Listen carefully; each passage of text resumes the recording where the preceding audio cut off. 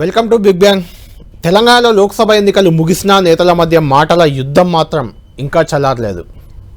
ఆగస్టులో రుణమాఫీ చేస్తానంటూ రేవంత్ రెడ్డి ఎన్నికల ముందే ప్రకటించారు. నిన్న కూడా మరోసారి చిట్చాట్లో ఆయన ఇదే విషయాన్ని పునరుద్ఘాటించారు. అయితే ఆగస్టులో రుణమాఫీ జరగకపోతే తెలంగాణలో ఆగస్టు సంక్షోభం తప్పదంటూ బీజేపీ నేత లక్ష్మణ్ చేసిన వ్యాఖ్యలు కలకలం రేపుతున్నాయి. రుణమాఫీ చేయకుంటే ప్రజలు కాదు కాంగ్రెస్ పార్టీ నేతలే రేవంత్ రెడ్డిపై తిరగబడతారంటూ ఆయన సంచలన వ్యాఖ్యలు చేశారు. అంతేకాదు మరో అడుగు ముందుకు వేసి కాంగ్రెస్లో బీఆర్ఎస్ విలీనం ఖాయమంటూ జోస్యం చెప్పారు.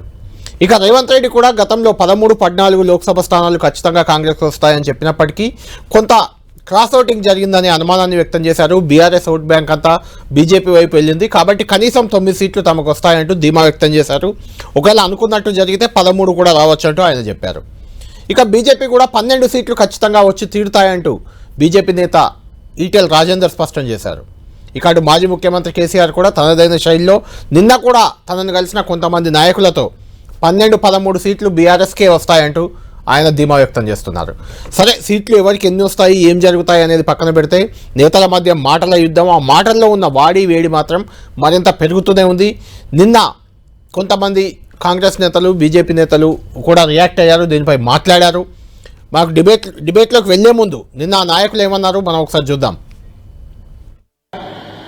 6 గ్యారంటీలు 100 రోజుల్లో అమలు చేస్తామని చెప్పి మొత్తంగా 420 హామీలు ఇచ్చి ఇవాళ వాటిని తుంగలో తొక్కిన వైనం మీద కూడా కాంగ్రెస్ పార్టీ మీద ప్రజల్లో తీవ్రమైన వ్యతిరేకత కనబడింది. మేము ఎక్కడెక్కడైతే తిరిగినామో రుణమాఫీ కూడా ముఖ్యమంత్రి గారు స్వయంగా తారీఖులు చెప్పి మళ్ళీ మాట మార్చిన విధానం, తేదీలు మార్చిన విధానం, దేవుళ్ళ మీద ఎన్ని ఓట్లేసినా ఒక నమ్మలేని పరిస్థితిని కాంగ్రెస్ పార్టీ పట్ల తీసుకొచ్చిన మాట కూడా వాస్తవం.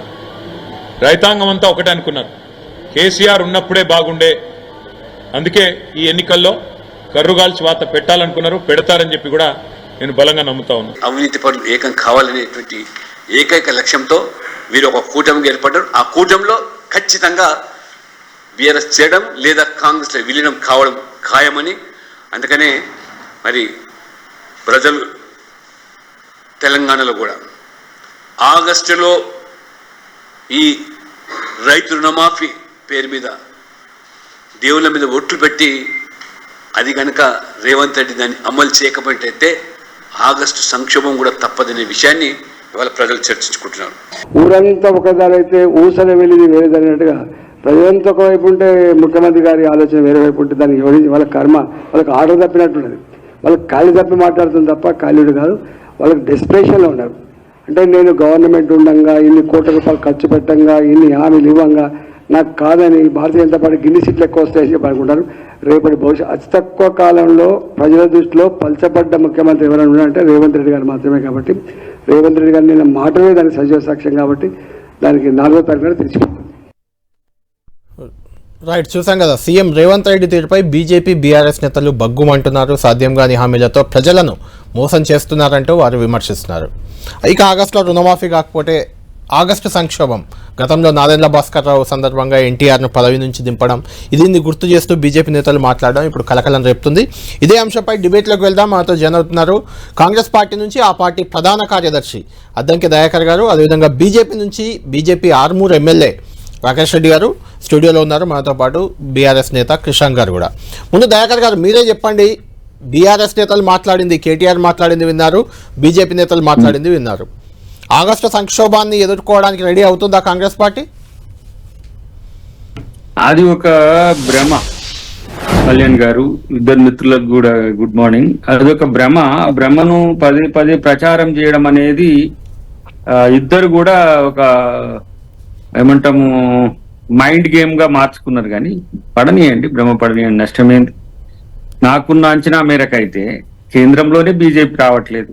అలాంటప్పుడు వాళ్ళ ఆశలు ఎందుకు పట్ల అవుతున్నాయో నాకు అర్థం కావట్లేదు. జాతీయ స్థాయిలో వస్తున్న మార్పులు గమనిస్తే వాళ్ళకు ఆ స్టేట్మెంట్స్ ఇవ్వడానికి అయిపోయినాయి కదా, ఓట్లు కూడా అయిపోయినాక ఇంకా ఏం రాజకీయాలు ఇవన్నీ అంటే ఏమంటాం, ఓట్ల రాజకీయాల కోసం చేయాల్సిన అవసరం లేదు, వాస్తవాలు మాట్లాడుకుంటే మంచిది. నార్త్ లో మొన్న జరిగిన దశ అది బీజేపీకి అశనిపాతంగా మారిన పరిస్థితి నేషనల్ మీడియా కాదు ఇంటర్నేషనల్ మీడియానే చేస్తున్న క్రమంలో వాళ్ళు ఎక్కడ 180, 150కి పరిమితమవుతారు అనే పరిస్థితుల్లో ఇంకా మాకు ఏంది ఆగస్టు సంక్షోభం అది ఇది అని అంటే ఫస్ట్ వాళ్ళ సంక్షోభాన్ని దాటి రమ్మనండి. ఏంటంటే ఆ 400 అనే మాయను చూపించేసి ఆ ప్రభుత్వం ఉంటదా ఉండదా అని చెప్పి కొంతమందిని బెదిరించో అదిరించో చేసే ఒక ప్రయత్నం భాజపా చేసింది. బట్ అది ఇప్పుడు తేలిపోతుంది. ఇప్పుడు మాకేం ఫ్రస్ట్రేషన్, ఇప్పుడు ఉన్న మూడింటి నుంచి ఇంకా పెరుగుతున్న క్రమమే కదా. అవి 12 వచ్చినా 13 వచ్చినా 14 వచ్చినా మాకు వచ్చే నష్టం ఏం లేదు. నష్టపోతున్నది ఎవరు? దాంట్లో క్లియర్ గా జాతీయ స్థాయిలోనైనా రాష్ట్ర స్థాయిలోనైనా బీఆర్ఎస్ బీజేపీ నష్టపోతున్నది. అది మా వ్యతిరేక కూటమి అనేది అందరికి తెలిసిందే. కాబట్టి ఇంకేదో దాంట్లో మేము 8 సీట్లు వస్తే మాకు 10 సీట్లు వస్తే 8 సీట్లు 10 సీట్లు వస్తే ప్రభుత్వాలు కూలిపోతాయా? ఎమ్మెల్యేలు ఎక్కడ పోతారు? అంటే వీళ్ళు గతంలో కూల్చిన మాదిరి కూల్స్తామంటే ఆ పరిస్థితికి నేను ఎన్నోసార్లు చెప్పిన, టిట్ ఫర్ టాట్ లెక్క మీరు ఒకటంటే మేము 2 అనే స్థితి అయితే ఉంది. మాకేం నష్టం ఏం లేదు. మీరు అంతకు తెగిస్తా అంటే అంతకంటే ఎక్కువ తెగించే స్థితి కాంగ్రెస్ పార్టీకి ఉన్నది. అన్నిటికీ మించి నాకున్న అంచనా మేరకు భాజపా బలహీనమైన పెర్ఫార్మెన్స్ చూపించడమే కాకుండా బీఆర్ఎస్ డిస్ట్రక్షన్ తెలంగాణ రాజకీయాల్లో ఒక కొత్త మార్పు సంకేతం చూపించబోతుంది. రేపు అంటే జాతీయ స్థాయిలో దయాకర్ గారు బీఆర్ఎస్ బీజేపీ ఒక్కటే అంటూ మీరు చెప్తూ వచ్చారు. అయితే బీఆర్ఎస్ ఇండియా కూటమిలో చేరడమో లేదంటే కాంగ్రెస్ లో విలీనం కావడమో ఖాయం అంటూ బీజేపీ అంటుంది. మాతోనైతే మాకు ఉన్న సమాచారం క్షేత్రస్థాయి నుంచి పై స్థాయి వరకు, అంటే ఇక్కడి నుంచి అక్కడి వరకు ఎక్కడ కూడా బీఆర్ఎస్ డిఎన్ఏతో మేము కలిసింది లేదు, కలిసేది ఉండదు అనేది నాకున్న సమాచారం మేరకు. వారు అన్ని ఖర్చులు పెట్టుకుంటాం, మేమే ఎన్నికలు చూసుకుంటాం, మమ్మల్ని ప్రతిపక్షానికి కూటమికి చైర్మన్ చేయమంటేనే ఎక్కడ ఉలుపు లేదు. అన్ని పార్టీలు జాతీయ స్థాయిలో అన్ని ప్రాంతీయ పార్టీలు కూడా వాటిని బీఆర్ఎస్ ని వ్యతిరేకించారు. ఆ క్రమంలో ఎవరితో మొదటి నుంచి కేసీఆర్ గారు సానుకూలంగా ఉన్నట్టు తెలంగాణ వచ్చిన తర్వాత ప్రభుత్వం ఏర్పడిన తర్వాత రేపు కూడా భాజపా ప్రభుత్వం వస్తుందనే ఆశతోనే రేపు నేను ప్రధానమంత్రిని అయితా లేకపోతే కేంద్రంలో కీలక పాత్ర వహిస్తా అని చెప్పి ఇక్కడ చంద్రశేఖరరావు గారు అక్కడ చంద్రబాబు గారు కూడా ఒక రకంగా ఇక్కడ లోకల్ స్టాండ్ని బట్టి ఏమో వ్యతిరేకం అనిపించుకుంటూ జాతీయ స్థాయిలోనే ఎన్డీఏతోనే ఉంటున్నాం.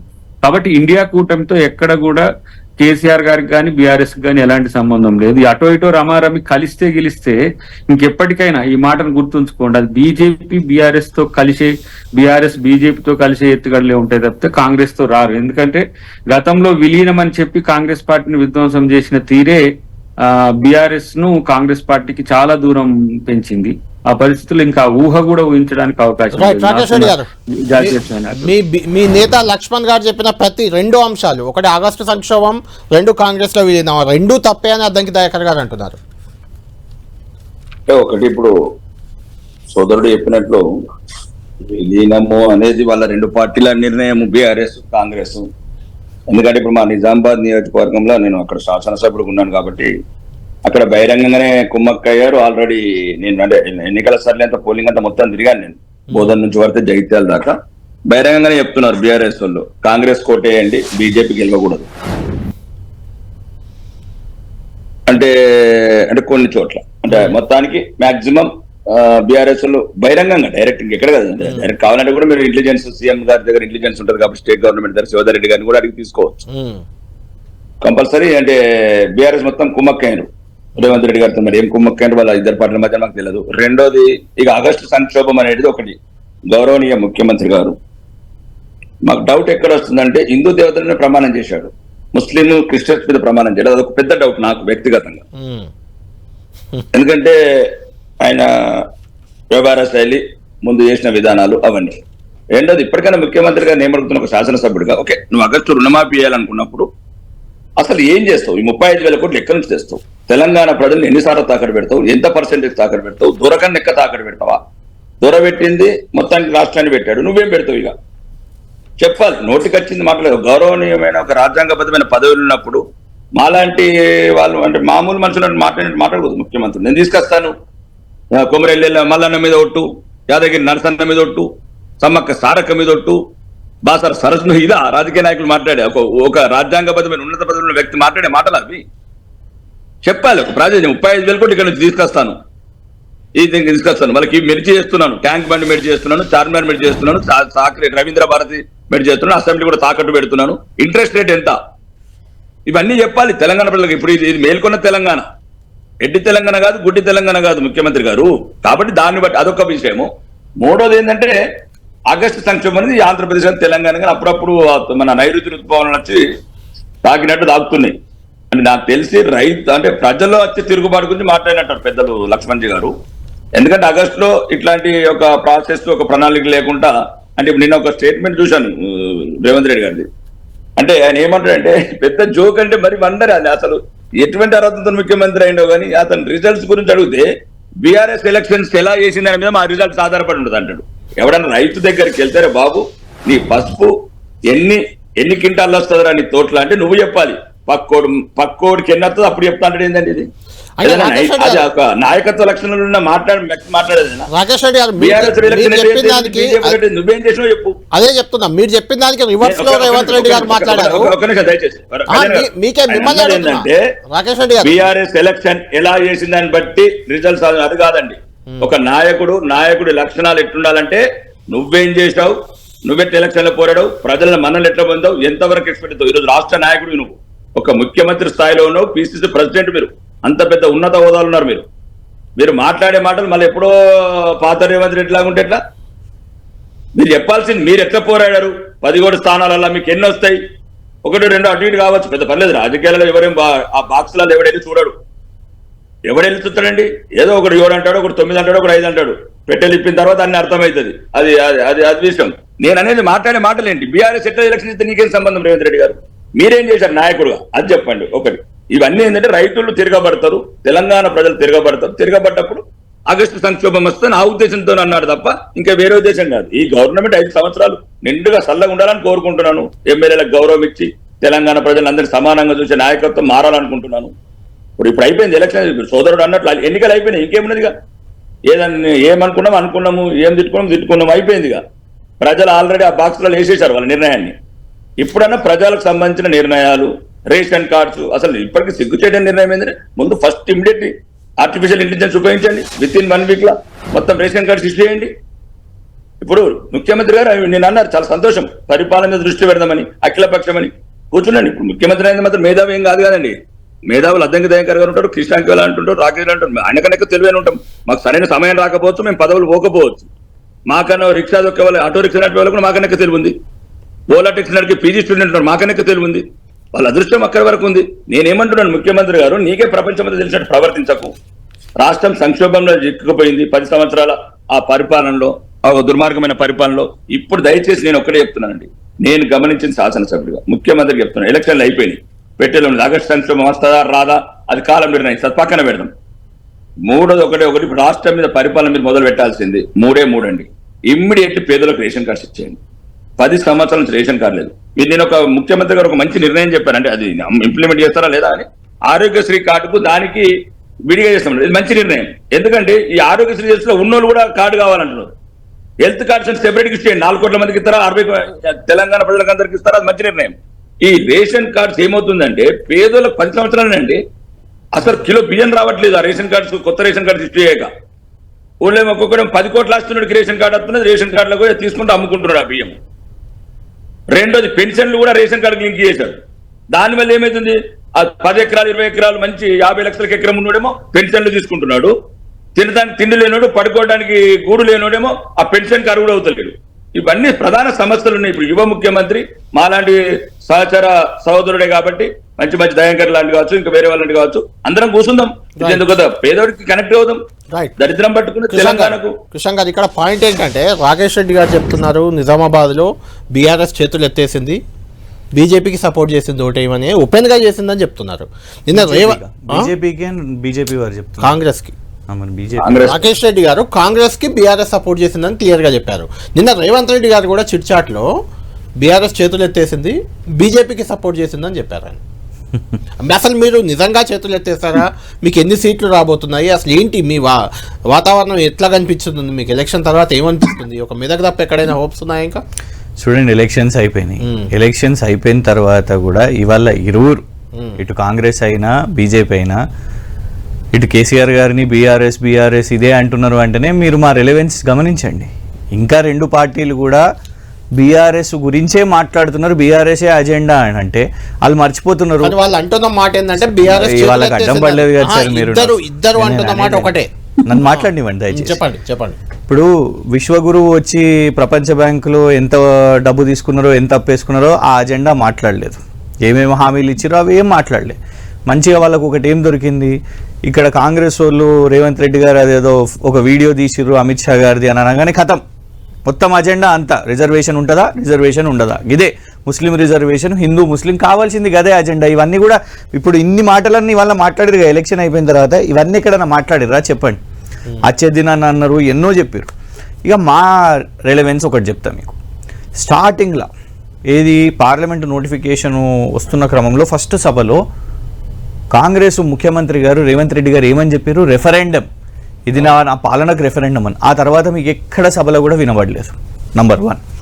నంబర్ 2, బీఆర్ఎస్కి ఒక్క సీటు కూడా రాదు అని ఛాలెంజ్ చేసిరు. ఒక్క సీట్ అన్న తెచ్చుకోండి అని అన్నారు. మీరు ఒకటేసారి మాట్లాడారు. తర్వాత మేము స్వీకరించినాం, ఛాలెంజ్ని స్వీకరించినాం. ఒకటే ఎందుకు, చలో నీ మల్కాజ్గిరికే వద్దాము అని చెప్పినాం కదా. మేము ఒకటే చెప్తున్నాం, కేసీఆర్ గారి తర్వాత మా పార్టీలో ఉద్యమకారులుగా ఇద్దరు కీలక నాయకులు వినోద్ గారు, పద్మారావు గారు ఇవాళ పోటీలో పెట్టినాం. మేము ఎక్కడ, సాక్షాత్తు బండి సంజయ్ గారి మీద, కిషన్ రెడ్డి గారి మీద పోటీ పెట్టినాం. అంటే మేము ఎంత సీరియస్ ఫైట్గా ఉన్నాం. మీరెవరిని పోటీలో పెట్టారు చెప్పండి?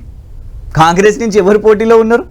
కాంగ్రెస్ రాష్ట్ర ప్రభుత్వంలో ఉండి లాస్ట్ సీట్ అని కూడా నాకు తెలిసి కరీంనగర్ ప్రకటించారు.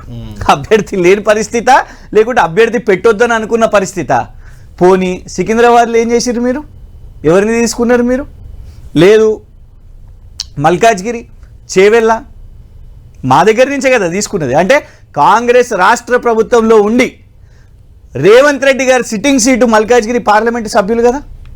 కానీ అయినా కూడా అభ్యర్థి లేని పరిస్థితి కాంగ్రెస్కి. అభ్యర్థి లేదా, లేకుంటే సీరియస్ ఫైట్ ఇవ్వలేదా? ఎందుకంటే మీరు గమనించండి, ప్రచారం కూడా గమనించండి. రాహుల్ గాంధీ గారు పోయి ఎక్కడ మీకు బండి సంజయ్ గారి మీదనో, గతంలో అసెంబ్లీ అప్పుడు కూడా రాజాసింగ్ గారి మీద మాట్లాడినట్టు కనబడ్డదా మీకు? లేదు. అందుకే అర్థమైపోతున్నది ఇవాళ సీరియస్ ఫైట్ రేవంత్ రెడ్డి గారు ఇవ్వలేదు.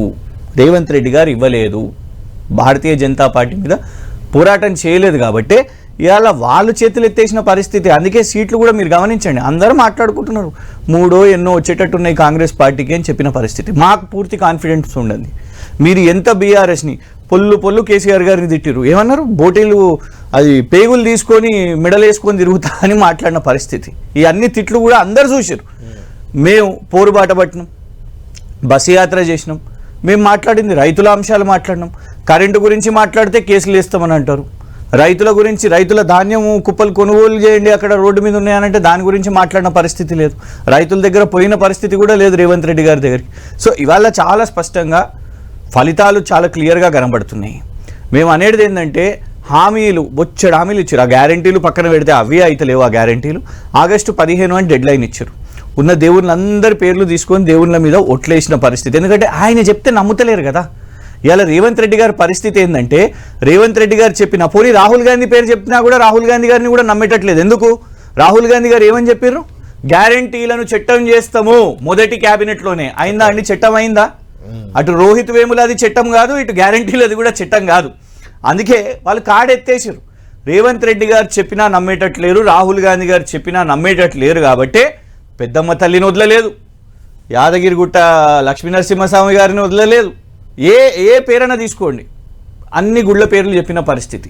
సో ఇవాళ డెఫినెట్గా బీఆర్ఎస్ మంచిగా పర్ఫామ్ చేసింది. వీళ్ళ అజెండాను వీళ్ళు ఏం చేసిర్రు, ఈ రెండు పార్టీలు కూడా అసెంబ్లీలో అయినా ఇప్పుడైనా, వీళ్ళు ఒకళ్ళు టీమ్ బి ఆఫ్ బీజేపీ అని అంటారు, వాళ్ళేమో లేదు కాంగ్రెస్ లో విలీనం చేస్తున్నాము అని అంటున్నారు. వీళ్ళు రోజు మాట్లాడండి, మీరు రోజు మాట్లాడండి, ఇంకా కేసీఆర్ గురించి మాట్లాడుతున్న ప్రజలకే అర్థమైపోతుంది మా రెలెవెన్స్. ఇప్పుడు తెలంగాణలో 3 ఎంపీ స్థానాలు కాంగ్రెస్ కున్నవి ప్రెసెంట్, 4 బీజేపీకి ఉన్నాయి, 9 బీఆర్ఎస్కి ఉన్నాయి. ఎవరి పెర్ఫార్మెన్స్ బెటర్ ఉంటుంది అనుకుంటున్నారు? అంటే 3 నుంచి 4 అవుతుంది, 4 నుంచి అవే అవకాశం ఉంది. బీఆర్ఎస్ మాత్రం 9కి చేరుకునే అవకాశం లేదు కదా. ఒకటండి, ఇప్పుడు నేను ఏ సంఖ్య చెప్పినా కూడా ఆల్రెడీ అక్కడ ఈవీఎంలలో ఓట్లు పడిపోయినాయి, వీవీప్యాట్ స్లిప్స్ కూడా ఉన్నాయి. అది తెలుసుకున్న తర్వాతనే మనకు లెక్క తెలుస్తుంది ఏ నంబర్ చెప్పినా కూడా. కానీ తెలంగాణ ప్రజలు కూడా గమనించేది ఏంటంటే, మా పార్టీలకు వెళ్ళి మీరు బాగా ఇద్దరు, ఒకళ్ళు కేంద్రంలో ఉన్నారు, ఇంకొకళ్ళు రాష్ట్రంలో ఉన్నారు. ఇవాళ జైరాబాద్ బీబీ పాటిల్ గారు ఎవరి పార్టీ నుంచి ఎంపీ? మా పార్టీ నుంచి ఎంపీ. ఆరూరు రమేష్ గారు ఎవరి పార్టీ నుంచి ఎమ్మెల్యేగా ఉండే? మా పార్టీ నుంచి ఎమ్మెల్యేగా ఉండే. కడియం శ్రీహరి గారు, అబ్బా ఇక కడియం శ్రీహరి గారు అయితే ఈ ఎలక్షన్లో క్లాసిక్ ఎగ్జాంపుల్. ఎందుకంటే ఆయన్నే టికెట్ కావాలి అని చెప్పి నా కూతురికి టికెట్ కావాలని చెప్పి తర్వాత మంచిగా పోయి ఫోటో కూడా తీసుకొని టికెట్ వచ్చిన తర్వాత అనౌన్స్ చేసిన తర్వాత అప్పుడు ఆయనకు గుర్తొచ్చిందంట, అయ్యో ఈ పార్టీ మంచిగా లేదు, నాకు టికెట్ వద్దు అని చెప్పిన పరిస్థితి. అట్లాంటి వాళ్ళని మీరు తీసుకున్న తర్వాత ఇలా మేము అంటున్నది ఏంటంటే, మా అభ్యర్థి ప్రకటించిన తర్వాత లాక్కున్న తర్వాత కూడా మేము పోరాటం చేసినాం, బరాబర్ పోరాటం చేసినాం ఈ రెండు జాతీయ పార్టీల మీద. ఖచ్చితంగా మాకు ప్రజలు మమ్మల్ని ఆశీర్వదించారు అని మాకు పూర్తి నమ్మకం. దయాకర్ గారు, వాళ్ళ అభ్యర్థులను లాక్కొని వాళ్ళపైనే బీఆర్ఎస్ పైనే వాళ్ళని నిలబెట్టినా కూడా పోరాటం చేశాము, ఖచ్చితంగా రెండు పార్టీలను ఎదుర్కొన్నాం అని కిషన్ గారు చెప్తున్న మాట.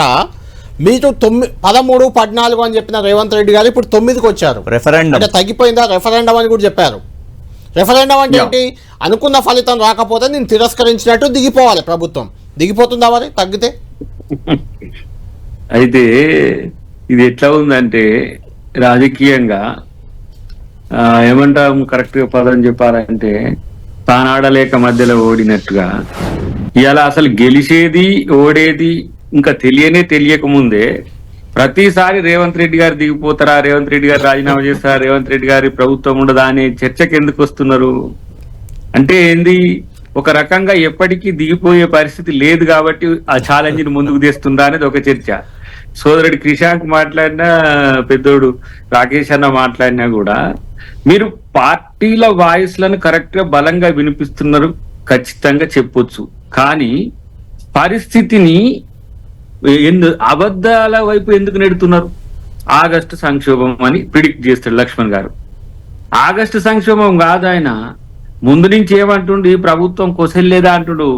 ఎవరు మన ఓబీసీ సెల్ చైర్మన్ ఆయన జాతీయ స్థాయిలో. అవును, వాళ్ళ రాజకీయాలు ఏ స్థాయిలో ఉన్నాయో, వాళ్ళ మానసిక స్థితి ఏ స్థాయిలో ఉందో ఆలోచించండి ఒకసారి.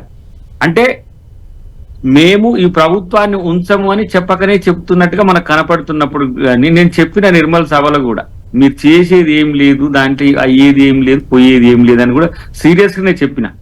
ఎందుకంటే ఈ తరహా రాజకీయాలు రేపు ఉండవు అంటున్నా. రేపు బీజేపీ బలంగా ఉంటే కూడా కలవని పరిస్థితి. నేను గతంలో కూడా చెప్పిన, తెలంగాణలో ఏదేని పరిస్థితులు ఇట్లాంటివి తెస్తే తిరుగుబాటు తెలంగాణ నుంచే మొదలవుతుంది. కానీ అసలు వాళ్ళ ప్రమాణమే లేదు నాకు తెలిసి. నేను అంటున్నా కదా, సౌత్ లో లేదు, నార్త్ లో లేదు.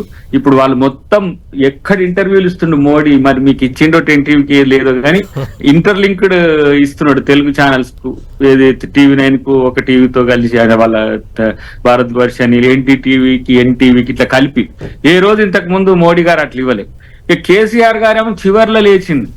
అసలు ఆయన ముందు నుంచి ఉంటే, ఇప్పుడు మేము అన్నది రేవంత్ రెడ్డి గారు అన్నది ఏంటంటే, ఆయన తగ్గితే పెరిగితే ఇది కొంత ప్రభావం చూపిస్తుంది. అది లేదని చెప్పలేము కదా. 39 సీట్లు వచ్చిన ఎమ్మెల్యేస్ వాళ్ళకు తక్కువేం లేదు. కొన్ని సీట్లలో రమారమి పోటాపోటీ కొట్లాడి ఓడిండ్రు. ఈ పరిస్థితుల్లో బీజేపీ కోసం పెరిగితే కాంగ్రెస్ కు నష్టమైతే పెరుగుద్ది, బీజేపీ కొరకు తగ్గితే గెలుస్తాం అనుకుంటే తగ్గుతారు. ఈ ఫార్ములే చేసుకున్నారు అనేది మా యొక్క అంచనా. అది వాస్తవంగా కాదా అనేది రేపు తెలుస్తుంది. ఉన్న ఎమ్మెల్యేలు ఉన్నారు కదా, ఇప్పుడు ఎమ్మెల్యేలు ఉన్న స్థానంలో వాళ్ళు పెర్ఫార్మెన్స్ తగ్గించిండ్రా లేకపోతే బీజేపీ కొరకు తగ్గించారు అనేది చెప్తాయి వారు. మన క్రిషాంక్ గారు అన్నట్టు ఈవీఎంస్ చెప్తాయి. బట్ బాటం లైన్ ఒకటి మీరు చూడండి, ఇద్దరి మాటలు ఒకటే తీరుగుంటున్నాయి. రమారమి ఏది బీజేపీ బీఆర్ఎస్, ఇక వాళ్ళిద్దరు కలవనట్టే ఉన్నారు కానీ కలిసినట్టే మాట్లాడుతున్న పరిస్థితి. అంటే ప్రభుత్వం కాంగ్రెస్ కాబట్టి డెఫినెట్ గా బీజేపీ అయినా బీఆర్ఎస్ అయినా కాంగ్రెస్ ప్రతిపక్ష పార్టీలే కాబట్టి టార్గెట్ చేస్తాయి. కానీ బీజేపీ ప్రతిపక్ష పార్టీ అనుకుంటుంది, అది సమస్య. దానికి ఉన్న వ్యతిరేకత పుచ్చుకుంటున్నది. ఒకటి ఈ రెండు పార్టీలు ఒకటని చెప్పడానికి ఈ రోజు తెలంగాణ సమాజం, మీడియా సమాజం మొత్తం గమనించాలి. కేసీఆర్ గారు ఎవరు మాట్లాడినా 25 మంది కాంగ్రెస్ ఎమ్మెల్యేలు మాకు టచ్ లో ఉన్నారంటున్నారు. కోమటిరెడ్డి వెంకటరెడ్డి గారు పేర్లు చెప్తా అంటున్నాడు. దీన్ని దయచేసి ఇది ఒక్కసారి వినాలి కళ్యాణ్ గారు. మీడియా సమాజం కావచ్చు, తెలంగాణ కావచ్చు, తెలుగు సమాజం, ప్రపంచంలో తెలుగు వచ్చిన వాళ్ళందరూ వినాలి. ఏ ఒక్కరు కూడా వచ్చిన 3 ఎమ్మెల్యేలు, దానం నాగేందర్ గారు కావచ్చు, ఇంకిద్దరు ఎవరు వచ్చారు, ఖమ్మం ఎమ్మెల్యే గారు, తెల్లం వెంకట్రావు, 3 ఎమ్మెల్యేలు, ఇంకో ప్రకాష్ గౌడ్ గారేమో టచ్ చేసిపోయినట్టున్నారు. ఈ టచ్లు ఉంటాయి. రెండోది అంటే ఇదంతా ఒక ఓపెన్ వైట్ పేపర్ లాగా మాట్లాడుతున్నా. ఇది ఒక ప్రజలకు తెలిస్తే మేము అబద్ధాలు మాట్లాడుతున్నామా, ఆ పార్టీ అబద్ధం మాత్రం తెలుసుకోవాలా. ఆ 3-4 ఎమ్మెల్యేలు ఏ పార్టీకి పోయారు ఒకటి. వీళ్ళిద్దరు ఏం మాట్లాడుతున్నారు, మాకు టచ్ లో ఉన్నారు, నేను గేట్లు తెరిస్తే మొత్తం వస్తారని ఈయన అంటున్నాడు కొడంగల్ ముఖ్యమంత్రి. అసలు మొత్తం 25 మంది టచ్ లో ఉన్నారు. ఇది ఎలక్షన్ గవర్నమెంట్ ఏర్పడితే వాళ్ళు అంటున్నారు. ఆగస్టు సంక్షోభం వాళ్ళు సృష్టించుకుంటున్నది. ఇది అన్నిటికీ ప్రధాన కారణం రేవంత్ రెడ్డి గారు. ఆయనకు నాయకత్వ లక్షణాలు లేవు, ఒక నాయకుడికి ఉండాల్సిన అర్హతలు లేవు. మొదటి రోజు నుంచి ఆయన కుర్చీ మీద ఆయన పందెం కాశాడు. ఈ అసలు ఈ చర్చ మొత్తం తెలంగాణ సమాజంలో మొదలు కావడానికి కారణం అనుముల రేవంత్ రెడ్డి గారు. మొదటి రోజు నుంచే ఆయన చైర్ మీద నమ్మకం లేదు, అక్కడి నుంచే మొదలైంది చర్చ. ఈ రోజు కూడా రేవంత్ రెడ్డి గారి మీద 5 నెలలు అయిపోయింది, పాపం ఆయన ఏదో నల్లటి కార్లలో కేటగిరీ సెక్రటరీలో తిరుగుతున్నాడు ముఖ్యమంత్రిగా. ఎన్ని రోజులు ఉంటుంది కాలం నిర్ణయించాలా, అతని నిర్ణయాలను బట్టి ఉంటుంది. అంటే ఈ చర్చకు మాత్రం ఎవ్వరు బాధ్యులు గారు, లక్ష్మణ్ గారు, కాంగ్రెస్ గారు, బీఆర్ఎస్ గారు, ఎవ్వరు గారు. ఓన్లీ రేవంత్ రెడ్డి గారు ఒక్కరే కారణం. కాంగ్రెస్ పార్టీ కూడా కాదు. కాంగ్రెస్ పార్టీ కూడా ఎప్పుడు ఈ ముఖ్యమంత్రి గురించి డిస్కషన్ చేయాలి. ఆయన ముఖ్యమంత్రిని చేసింది అయిపోయింది.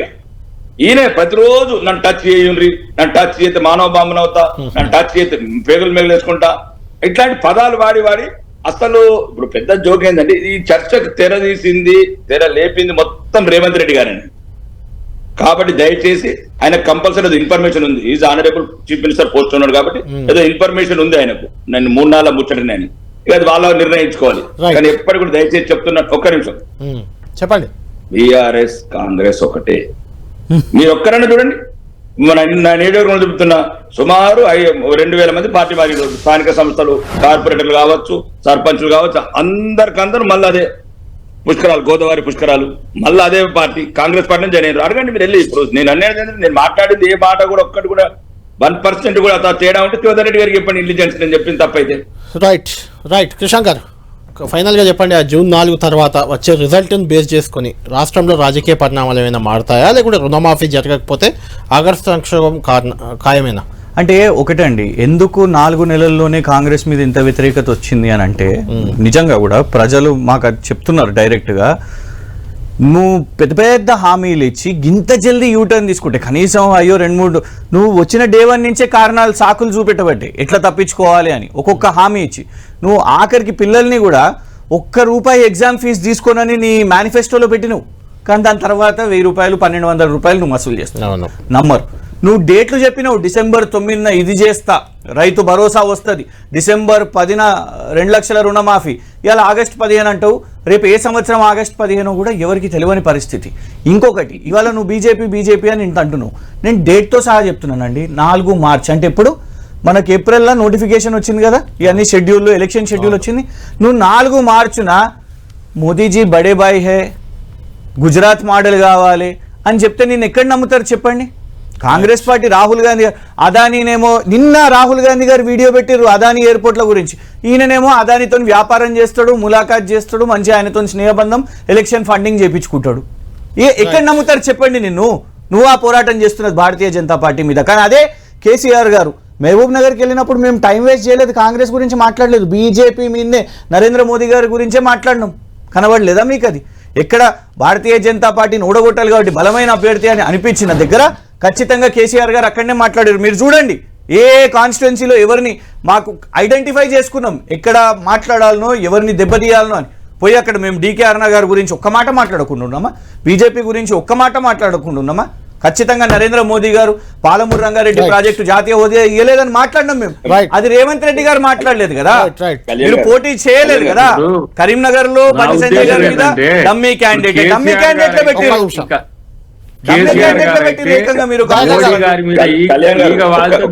మేము చూసుకుంటాం అనే పరిస్థితి వచ్చింది. ఇప్పుడు ప్రధానమంత్రిగా ఇప్పుడు మోడీ గారు రాజకీయంగా మాకు ఎంత బద్ద వ్యతిరేకం గాని, మాకు వ్యతిరేకం కాదు అసలు శత్రువులాగా ఉన్నప్పటికి కూడా ప్రధానమంత్రిగా గౌరవించాల్సిన బాధ్యత అందరికి ఉంటది. డెఫినెట్ గా రాజకీయాలు వచ్చినప్పుడు వేరు, ఇదే ఈ రాష్ట్రానికి ప్రధానమంత్రిగా వచ్చినప్పుడు మీరు ఏ విధంగా గౌరవంగా టీం బి అనబట్టే మీరు ఏకంగా బడే బాయ్ అన్నారు. అది కూడా ఎప్పుడు ఎలక్షన్ మాకు మోదీ గారు ఆశీస్సులు కావాలంటే అర్థమైంది అన్నట్టు మళ్ళీ మోదీ ప్రభుత్వం వస్తుంది, నువ్వే సర్టిఫికేట్ ఇవ్వబట్టే. దయచేసి కళ్యాణ్ గారు ఎన్నికలు అయిపోయినాయి. దయచేసి సోదరులు మిత్రులు కూడా కృష్ణ గారు కావచ్చు, దయాకర్ అన్న కావచ్చు, దయచేసి అన్న ఈ రోజు తెలంగాణకు చాలా అవసరం ఉంది. మనము పరిపాలన ముందుకు తీసుకెళ్లాలా. 10 సంవత్సరాల నుంచి పడకేసిన పరిపాలన, ముఖ్యమంత్రి గారు 5 నెలలు అయింది కానీ పాపం ఆయనకున్న ఎలక్షన్ కోడ్ కావచ్చు, ఎన్నికల ప్రక్రియ కావచ్చు, మొత్తాన్ని ముగిసింది. సోదరుడు కిషన్ అన్నట్టు జూన్ 4 తర్వాత తెలంగాణ ప్రజల నిర్ణయాలు, వాళ్ళ అభిప్రాయాలు ఏర్పడుతుంది. ముఖ్యంగా దయచేసి నిన్నగాక మొన్న రేవంత్ రెడ్డి గారు నిన్న మాట్లాడిన దాంట్లో 2 పాయింట్స్ ఉన్నాయి, మీరు తీసుకెళ్ళండి దయాకరణ. ఎందుకంటే ఆయన చెప్పిన దాంట్లో ఒక 3 ఉన్నాయి మంచి పేదలకు సంబంధించి. First Aarogyasri, health card divide చేయమండి, రేషన్ కార్డ్ ఆర్టిఫిషియల్ ఇంటెలిజెన్స్ చూసుకొని విత్ ఇన్ 1 వీక్ లో రేషన్ కార్డ్స్ ఇచ్చేయమండి పేదలకు. ఒక నిమిషం అండి, ముందు ఆయన కూడా మాట్లాడింది అయిపోయిన కార్పొరేట్ తర్వాత స్కూల్స్, వెంట ఆ పనులు కార్పొరేట్ స్కూల్స్. చేస్తానికనే ప్రయత్నం. ఒక్క నిమిషం, నేను చెప్పిన తర్వాత మళ్ళీ మాట్లాడదాం, అసెంబ్లీలో మాట్లాడతాను నేను. కార్పొరేట్ స్కూల్స్ మరీ దౌర్జన్యంగా ప్రవర్తిస్తున్నాయి. నా నియోజకవర్గంలో నవ్య భారత్ అనేది దారుణంగా మధ్య తరగతిని హింసిస్తున్నది. ఎందుకంటే డీఓకి చెప్తే కూడా మాకు పవర్స్ లేవండి, ఆయన కాంగ్రెస్ పార్టీతో సంబంధాలు ఉన్నాయి. అంటే నాకు పేరెంట్స్ అందరు వచ్చేసి 90,000 నుంచి 1,25,000 ఒకటే సంవత్సరం 36,000 పెంచారు. రేవంత్ రెడ్డి గారు నేను అన్నారు కార్పొరేట్ ఫీజుల మీద కూడా మేము దృష్టి సారిస్తామని. అన్న పరిపాలన అంటే పేదోడికి మధ్య తరగతోడికి మనం ఉపయోగపడాలి, అదే పరిపాలన. ఏ పార్టీ అయినా ఎవరైనా ఏంటైనా. కానీ Right, కాంగ్రెస్ ఉచిత విద్య ఉచిత వైద్యం వైపు Thank you. ప్రభుత్వం ఆలోచన ఉంటుంది. రైట్, థ్యాంక్ యూ దయాకర్ గారు, థ్యాంక్ యూ రాకేష్ రెడ్డి గారు, థ్యాంక్ యూ కిషన్ గారు. మొత్తానికి తెలంగాణలో ఎన్నికలు ముగిసినా కూడా రాజకీయ పార్టీల మధ్య మాటల యుద్ధం, మాటల వేడి మాత్రం తగ్గట్లేదు. చూడాలి జూన్ 4 తర్వాత ఏ పార్టీ పరిస్థితి ఏంటి, ఏ పార్టీకి ఎన్ని సీట్లు వస్తాయి, ఆ తర్వాత తెలంగాణలో జరిగే రాజకీయ పరిణామాలు ఏ రకంగా ఉండబోతున్నాయి అనేది మనం వేచి చూడాలి. ఇది బిగ్ బ్యాంగ్ డిబేట్.